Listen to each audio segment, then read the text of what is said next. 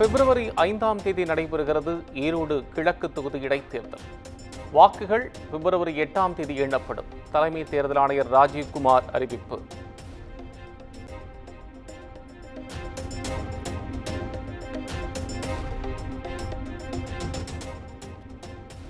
தேர்தல் அறிவிப்பை தொடர்ந்து ஈரோட்டில் அமலுக்கு வந்தது தேர்தல் நடத்தை விதிகள். கட்டுப்பாடுகள், சோதனைகள் தீவிரம்.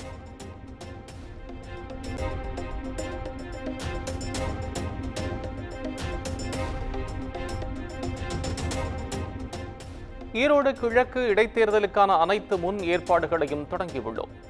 மாநகராட்சி ஆணையரும் தேர்தல் நடத்தும் அதிகாரியுமான மணீஷ் பேட்டி.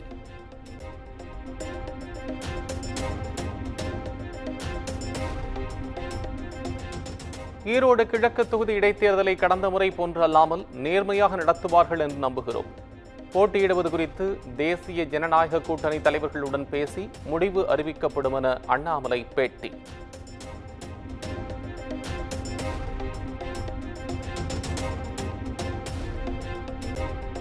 டங்ஸ்டன் சுரங்கத்திற்கு எதிராக மதுரையில் 5000த்திற்கும் மேற்பட்டோர் பிரம்மாண்ட பேரணி. மேலூரில் தொடங்கிய பேரணி தமுக்கம் மைதானத்தில் கண்டன முழக்கத்துடன் நிறைவு பெற்றது.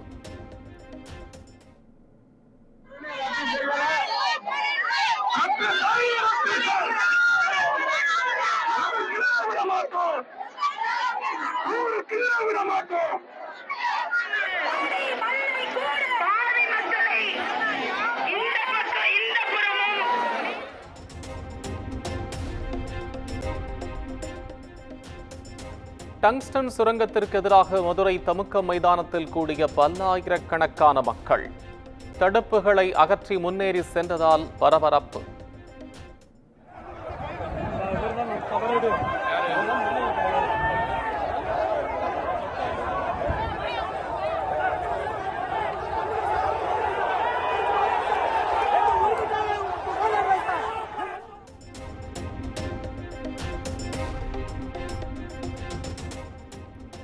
டங்ஸ்டன் சுரங்கத்திற்கு எதிராக போராட்டம் நடத்த அனுமதி மறுக்கப்பட்டதற்கு இபிஎஸ் கண்டனம்.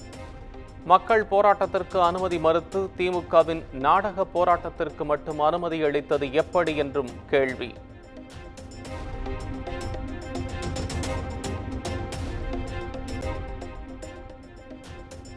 டங்ஸ்டன் போராட்டம் பாஜக அரசுக்கு எதிரானது என்பது கூட எடப்பாடி பழனிசாமிக்கு தெரியாதா?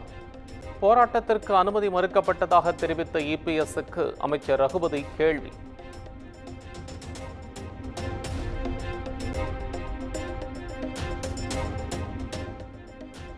அரசியல் ஆதாயத்திற்காக இபிஎஸ் பாஜகவோடு கள்ள கூட்டணி வைத்து செயல்பட்டு வருகிறார். டங்ஸ்டன் போராட்டம் குறித்த எடப்பாடி பழனிசாமியின் எக்ஸ் தள பதிவை குறிப்பிட்டு அமைச்சர் ரகுபதி விமர்சனம்.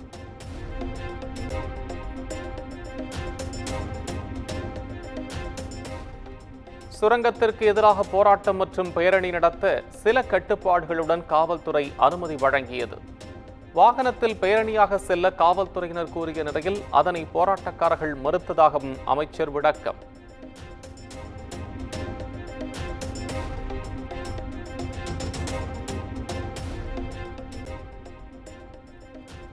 ஈரோட்டில் எடப்பாடி பழனிசாமி உறவினரின் நிறுவனத்தில் தொடரும் வருமான வரித்துறையினரின் சோதனை. வரி ஏய்ப்பு புகாரில் 10 மணி நேரத்திற்கு மேலாக அதிகாரிகள் ரெய்டு.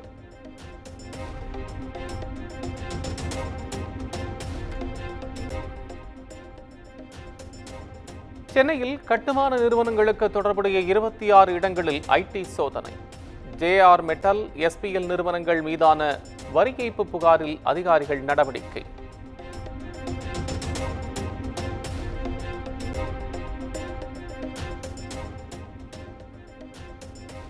ஆளுநர் ஆர் என் ரவியை கண்டித்து மாநிலம் முழுவதும் திமுகவினர் ஆர்ப்பாட்டம். தமிழ்தாய் வாழ்த்தை அவமதித்த ஆளுநரை திரும்பப் பெற வேண்டும் என கூறி கண்டன முழக்கம்.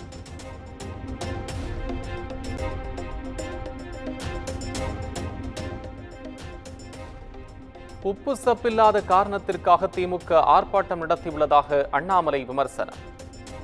அண்ணா பல்கலைக்கழக விவகாரத்தை திசை திருப்ப போராட்டம் எனவும் சாடல்.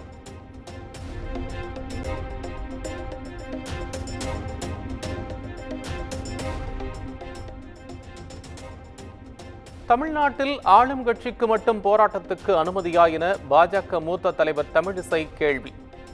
ஆளுநரை விமர்சித்து கருத்து பதிவிடும் முதலமைச்சருக்கு மாணவி வன்கொடுமை குறித்து கருத்து கூற நேரம் இல்லையா எனவும் ஆவேசம்.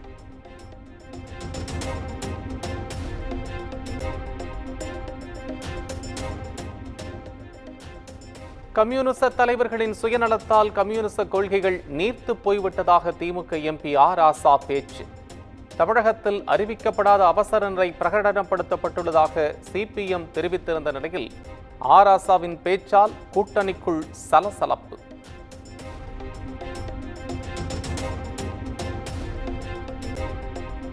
ராசா கூறியது மிக மிக தவறானது, அது அடிப்படையற்ற குற்றச்சாட்டு. சிபிஎம் மாநில செயலாளர் பி சண்முகம் பேட்டி.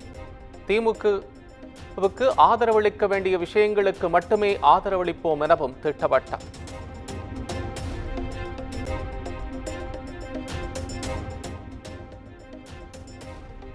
திமுகவுக்கு சாமரம் வீசி கம்யூனிஸ்ட் கட்சி நீர்த்து போய்விட்டது. கம்யூனிஸ்ட் கட்சி தலைவர்களை சுயநலவாதிகள் என விமர்சித்த ராசா குறித்த கேள்விக்கு பாஜக மாநில தலைவர் அண்ணாமலை பதில்.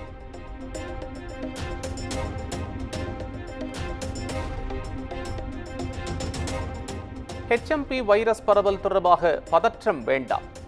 முன்னெச்சரிக்கையாக முகக்கவசம், தனிமனித இடைவெளியை பின்பற்றலாம். மக்கள் நல்வாழ்வுத்துறை அமைச்சர் மா சுப்பிரமணியன் அறிவுறுத்தல்.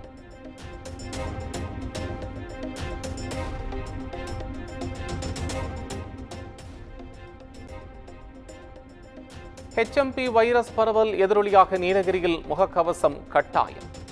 கர்நாடக கேரள எல்லையில் கண்காணிப்பை தீவிரப்படுத்தவும் ஆட்சியர் உத்தரவு.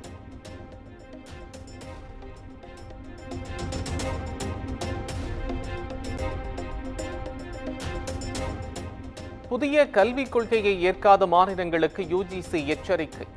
ஏற்காவிட்டால் பல்கலைக்கழகங்கள், கல்லூரிகள் வழங்கும் பட்டங்கள் செல்லாது என மத்திய அரசிடம் UGC அறிக்கை சமர்ப்பிப்பு.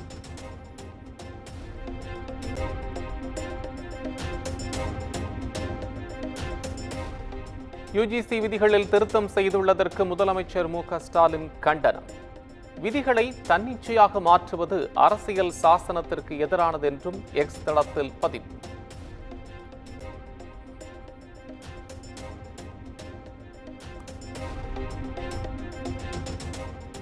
தைப்பொங்கல் நாட்களில் UGCயின் நெட் தேர்வுகளை நடத்தக்கூடாது. மத்திய கல்வி அமைச்சர் தர்மேந்திர பிரதானுக்கு முதலமைச்சர் மு.க.ஸ்டாலின் கடிதம்.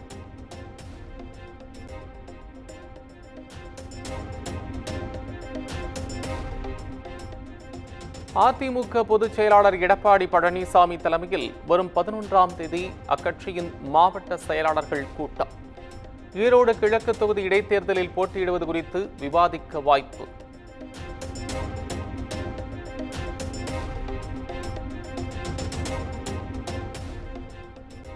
திமுக எம்பி கதிர் ஆனந்துக்கு சொந்தமான கல்லூரியில் 8 மணி நேரத்திற்கும் மேலாக அமலாக்கத்துறை சோதனை. வங்கி ஊழியர்கள் 2 மற்றும் 5 அமலாக்கத்துறை அதிகாரிகள் சோதனையில் ஈடுபட்டு வருகின்றனர்.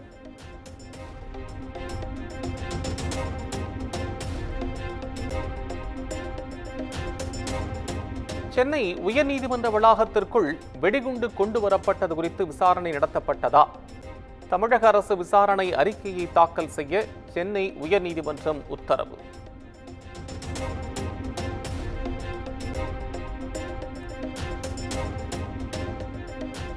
சிறைத்துறை தொடர்பான லஞ்ச ஒழிப்புத்துறை சோதனையில் 111 ஆவணங்கள் பறிமுதல். கைதிகள் தயாரிக்கும் பொருட்களில் ஊழல் நடந்ததாக வந்த புகாரில் விசாரணை தீவிரம்.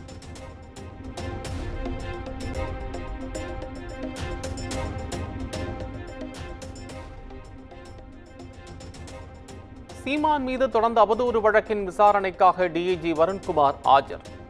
தனது தரப்பு விளக்கத்தை திருச்சி குற்றவியல் நீதிமன்றத்தில் எடுத்துரைத்த நிலையில் விசாரணை ஒத்திவைப்பு.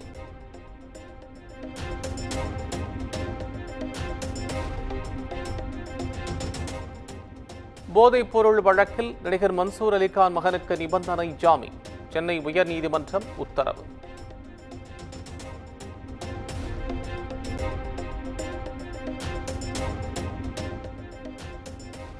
மதுரை அவனியாபுரம், பாலமேடு, அலங்காநல்லூர் ஜல்லிக்கட்டு போட்டிகளில் பங்கேற்க 12,632 காளைகள் பதிவு. 5,347 மாடுபிடி வீரர்கள் ஆன்லைன் மூலம் பதிவு செய்துள்ளனர். மாவட்ட நிர்வாகம் அறிவிப்பு.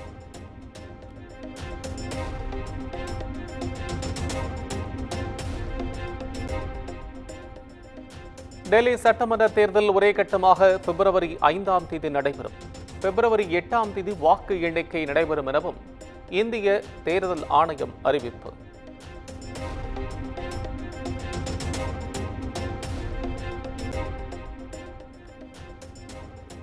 இவிஎம், விவிபேட் நடைமுறைகளில் குளறுபடி ஏற்பட வாய்ப்பே இல்லை.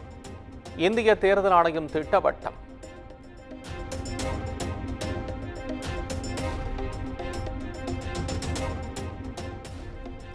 PSLV C-60 ராக்கெட்டில் விண்வெளியில் விடுவிக்கப்பட்ட காராமணி பயிர் வீடியோவை வெளியிட்டது இஸ்ரோ.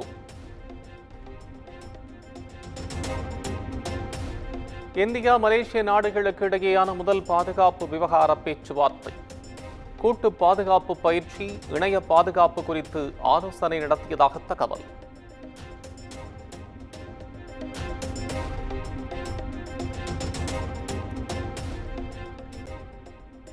அஸ்ஸாம் மாநிலம் டிமா ஹசாவ் நிலக்கரி சுரங்கத்தில் சிக்கிய தொழிலாளர்கள். 3 உயிரிழந்த நிலையில் 6 பேரை உயிருடன் மீட்கும் பணி 2ஆம் நாளாக தீவிரம்.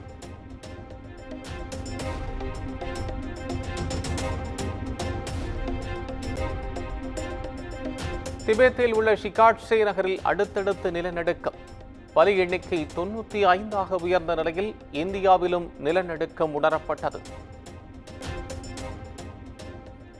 துபாயில் கார் ரேஸ் பயிற்சியின் போது விபத்தில் சிக்கிய அஜித். காயமின்றி அஜித் உயிர் தப்பிய நிலையில் விபத்து குறித்த வீடியோ இணையத்தில் வைரல்.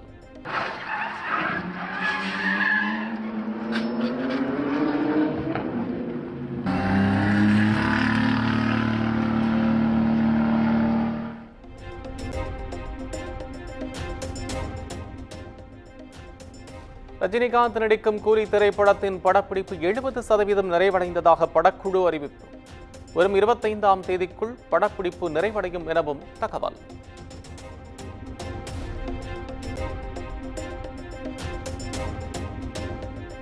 ஆஸ்கர் விருதுக்கான உத்தேச திரைப்பட தேர்வு பட்டியலில் இடம்பெற்ற சூர்யாவின் கங்குவா திரைப்படம்.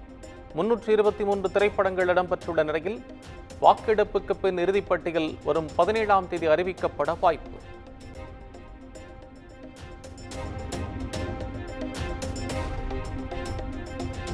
20 நிமிட கூடுதல் காட்சிகளுடன் வரும் 11ஆம் தேதி வெளியாகிறது புஷ்பா 2 படத்தின் புதிய வெர்ஷன். படக்குழு அதிகாரப்பூர்வ அறிவிப்பு.